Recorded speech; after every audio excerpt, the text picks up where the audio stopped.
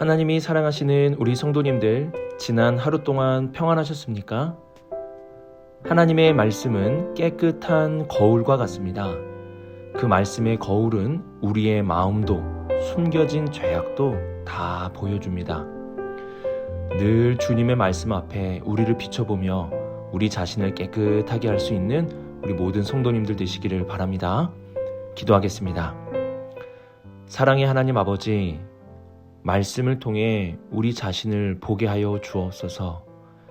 다른 사람을 비난하고 평가하는 것이 아니라 내 모습을 보며 회개하고 돌이킬 수 있는 우리 모두가 되게 하여 주옵소서. 오늘도 주님의 말씀을 듣겠습니다. 주님, 말씀하여 주옵소서. 이 모든 말씀 예수님의 이름으로 기도드립니다. 아멘.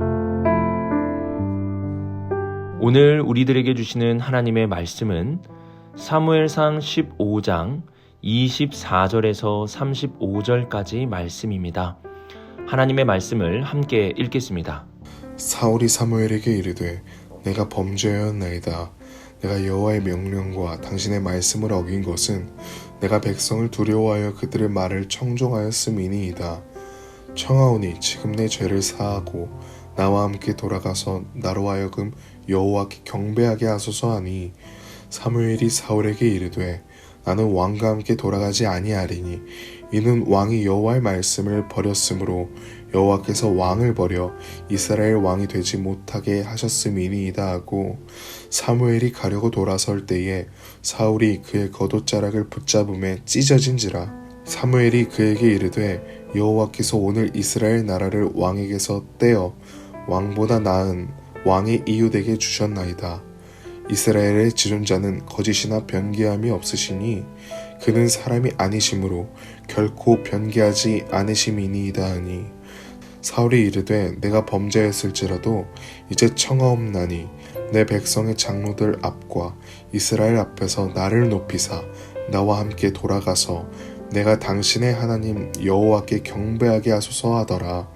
이에 사무엘이 돌이켜 사울을 따라가매 사울이 여호와께 경배하니라. 사무엘이 이르되 너희는 아말렉 사람의 왕 아각을 내게로 끌어오라 하였더니 아각이 즐거이 오며 이르되 진실로 사망의 괴로움이 지났도다 하니라. 사무엘이 이르되 내 칼이 여인들에게 자식이 없게 한 것 같이 여인 중 내 어미에게 자식이 없으리라 하고, 그가 길갈에서 여호와 앞에서 아각을 찍어 쪼개니라.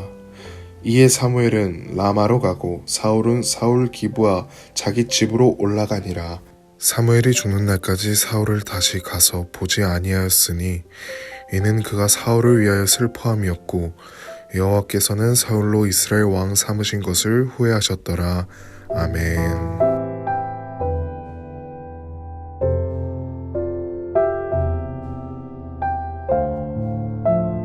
35절 끝부분을 보시면 하나님께서 사울을 이스라엘 왕으로 삼으신 것을 후회하셨다는 말씀이 기록되어 있습니다. 이전 10장 11절에도 이 말씀을 하셨고, 오늘 말씀에서도 하나님이 후회하셨다는 말씀을 하시며 한 번 더 반복하고 있습니다. 하나님의 후회하심은 이전에 우리가 살펴본 것과 같이 실수나 잘못에 의한 반성이 아닙니다. 이는 하나님께서 심판하실 수밖에 없는 상태가 되었다는 뜻입니다. 더 이상 하나님의 뜻을 돌이킬 수 없어서 심판이 선고된 것입니다. 24절을 보면 사울은 마치 회개하는 자와 같은 모습을 보여줍니다. 그는 사무엘에게 이렇게 말하였습니다. 내가 범죄하였나이다. 그러나 사울의 회개하는 모습을 조금 더 살펴보면 진정한 회개의 모습이 아님을 알 수 있습니다. 그는 죄를 지은 이유에 대해 이렇게 말합니다. 내가 여호와의 명령과 당신의 말씀을 어긴 것은 내가 백성을 두려워하여 그들의 말을 청종하였음이니이다. 사울은 이 모든 잘못의 책임이 자신에게 있는 것이 아니라 백성들의 말을 들은 것이라고 말합니다. 죄의 책임을 백성들에게 전가하고 있는 것입니다. 진정한 회개의 모습에는 누구 때문에가 들어가지 않습니다. 사울은 회개하는 것처럼 보이지만 실상은 책임을 전가하며 결국 자신은 억울하고 죄가 없다는 이야기를 하려고 합니다. 하나님은 사울의 이러한 완고함, 진정으로 회개하지 않음을 아시고 후회하셨습니다. 더 이상 사울이 변하지 않고 더 악한 길로 가게 될 것을 아시고 후회하셨습니다. 진정으로 회개한다는 것은 쉬운 일이 아닙니다. 우리가 회개하려고 하면 우리 마음에 누구 때문에, 무엇 때문에가 계속 생각이 납니다. 회개에는 때문에가 들어가지 않습니다. 진정한 회개는 내가 하나님 앞에 범죄하였나이다. 내가 사람들 앞에 이러한 죄를 범했습니다.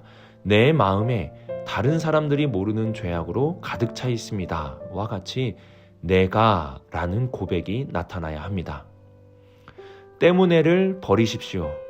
때문에가 아닌 내가 라고 고백하며 진정한 회개의 자리로 나아갈 수 있는 우리 모든 성도님들이 되시기를 바랍니다.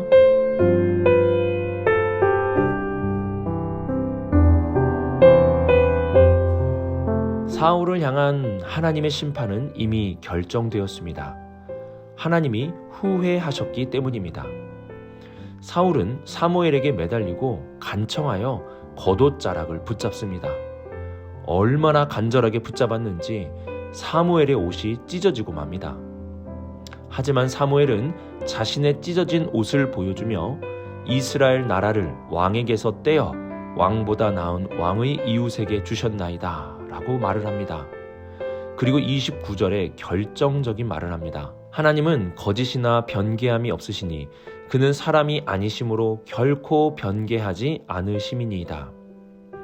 하나님의 후회하심은 변함이 없고 하나님께서 사울을 버리고 심판하심은 결정되었기에 이행될 것이라는 선고입니다.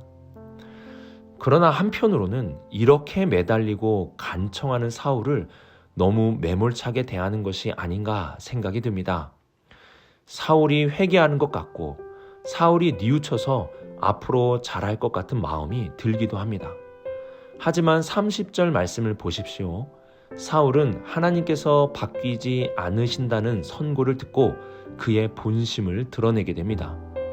내가 범죄하였을지라도 이제 청하옵나니 내 백성의 장로들 앞과 이스라엘 앞에서 나를 높이사 나와 함께 돌아가서 내가 당신의 하나님 여호와께 경배하게 하소서. 사울은 이스라엘의 지도자들과 백성들 앞에서 자신을 높여달라고 간청합니다. 왕으로 세움을 받았는데 사무엘이 사울을 매몰차게 버리고 떠나가면 자신의 체면이 어떻게 되겠느냐는 것입니다.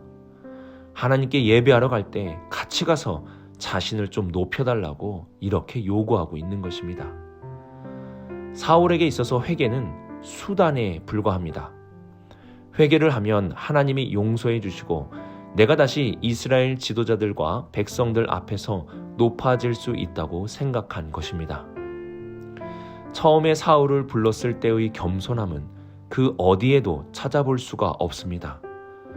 그는 회개도 자신이 높아지는 수단으로 삼을 만큼 교만해졌고 완고해졌습니다. 우리도 사울과 같이 변질될 수 있습니다. 회개의 자리에서 진정한 회개는 없고 누구 때문에라고 말하며 하나님도 나를 높여주시기 위한 수단으로서 도구처럼 이용하려고만 합니다. 우리의 마음과 신앙이 변질되어서는 안 됩니다. 우리가 변질되지 않기 위해서는 날마다 십자가 앞에 서야 합니다. 십자가는 겸손을 말합니다. 낮아져야 한다는 것이죠. 그리고 십자가는 사랑을 말합니다. 하나님이 우리를 이렇게 사랑하셨다는 사실을 알려줍니다. 오늘도 십자가 앞에 서십시오. 그리고 겸손한 길, 낮은 길을 걸어가시고 하나님의 사랑 안에 진심으로 하나님을 사랑하고 이웃을 사랑하며 살아가는 우리 모든 성도님들 되시기를 바랍니다.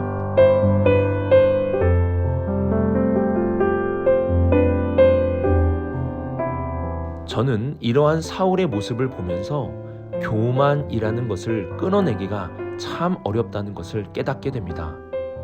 교만은 모든 죄의 뿌리라고 여길 만큼 아주 깊숙하게 박혀있는 죄입니다. 우리가 조금만 방심하게 되면 교만은 다시 자라나 우리의 삶을 하나님으로부터 멀어지게 만듭니다. 분명 사울은 자신이 무언가를 잘못했다는 것을 알았을 것입니다. 하지만 교만함이 뽑히지 않자 나는 잘못이 없고 백성들에게 책임이 있으며 나는 백성들이 추앙하는 존재로 높아져야 한다고 생각하게 된 것입니다. 교만은 쉽게 뽑히지 않는 죄의 뿌리입니다. 우리는 내 마음과 말 그리고 행동에 교만함이 나타나지 않도록 늘 주의해야 합니다. 31절을 보시면 놀랍게도 사무엘은 이러한 사울과 함께 동행해 줍니다. 사울에게 베풀어주는 그의 마지막 인정이었습니다. 그리고 사무엘은 아말렉의 왕 아각을 처단함으로 이스라엘의 남은 죄악을 제거합니다. 35절 말씀을 보시면 이후에 사무엘은 죽는 날까지 사울을 다시 가서 보지 아니하였으니 이는 그가 사울을 위해 슬퍼함이었고 라고 말씀합니다. 사무엘은 왕정을 반대했던 사람이었습니다. 그리고 그의 경고대로 이스라엘의 왕은 잘못된 길로 걸어가고 있습니다. 이러한 모습을 보면 잘 됐다, 내 말을 듣지 않았으니 마땅히 벌을 받아야 한다 라고 말해도 무관합니다. 하지만 사무엘은 누구보다도 이스라엘 백성을 사랑했던 선지자였습니다. 왕의 몰락은 결국 이스라엘의 몰락이고 왕의 변질은 이스라엘의 변질이 되기에 고소하다 라고 말할 수 없었습니다. 그는 진심으로 이스라엘을 위했고 사울을 위하여 울 수 있었던 선지자였습니다. 이스라엘이 사울에 의하여 변질과 몰락의 길로 가야 했지만 그래도 사무엘이 있었기 때문에 다시 일어설 수 있는 통로가 생기게 되었습니다. 비판하는 자가 아니라 아파하는 자, 정죄하는 자가 아니라 그 사람을 위하여 슬퍼할 수 있는 사무엘을 통해 이스라엘은 다시 일어설 수 있게 된 것입니다. 우리는 오늘의 말씀을 묵상하며 진정한 회개의 자리에 나아갈 수 있어야 함을 깨달아야 합니다. 때문에를 버리고 하나님 앞에 내 모습을 볼 수 있기를 바랍니다. 특히 죄의 쓴뿌리인 교만함을 멀리해야 합니다. 십자가 앞에 설 때에 우리는 교만을 제거할 수 있습니다. 마지막으로 우립산동 교회에 사무엘과 같은 성도님들이 많이 있기를 소망합니다. 비판하는 자가 아니라 아파해주는 성도, 정죄하는 자가 아니라 슬퍼해줄 수 있는 사무엘과 같은 우리 모두가 되기를 주님의 이름으로 축복합니다. 기도하겠습니다. 사랑의 하나님 아버지, 십자가 앞에서 우리의 모습을 보게 하여 주옵소서.